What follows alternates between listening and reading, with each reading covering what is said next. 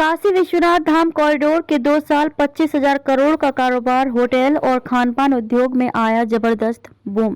Shri Kashi Vishwanath Dham corridor के लोकार्पण के 2 साल पूरे हो गए हैं। इन वर्षों में शहर की अर्थव्यवस्था में जबरदस्त उछाल आया। 13 करोड़ से अधिक देशी और विदेशी श्रद्धालुओं की आवाजाही से होटल, गेस्ट हाउस, खानपान उद्योग के साथ ही ट्रांसपोर्टेशन का कारोबार खूब बढ़ा।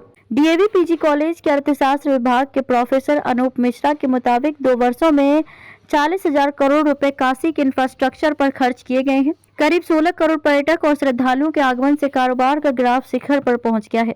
कह सकते हैं कि 10 गुना कारोबार बढ़ा है। बनारसी साड़ी, बनारसी वस्त्र समेत जीआई उत्पादों को वैश्विक बाजार मिला है। हस्तशिल्पियों के माल की खपत विदेशों तक बढ़ी है। कुल मिलाकर 2 वर्षों में 25,000 करोड़ का कारोबार हुआ है।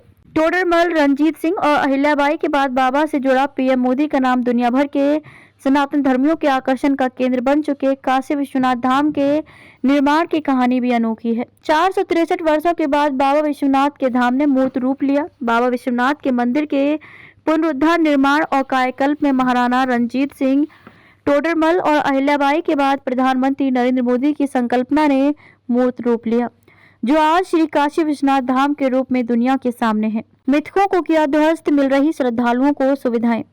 आजादी के 7 दशक बाद श्री काशी विश्वनाथ धाम के निर्माण ने कई मृतकों को ध्वस्त किया है।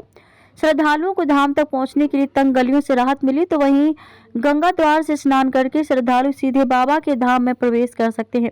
धाम क्षेत्र में गेस्ट हाउस, मुमुक्षु भवन, म्यूजियम, सिक्योरिटी हॉल व पुस्तकालय का भी निर्माण किया गया है। 54,000 वर्ग मीटर में विकसित काशी विश्वनाथ धाम में प्रवेश करने के बाद श्रद्धालुओं को सारी सुविधाएं मिल रही हैं।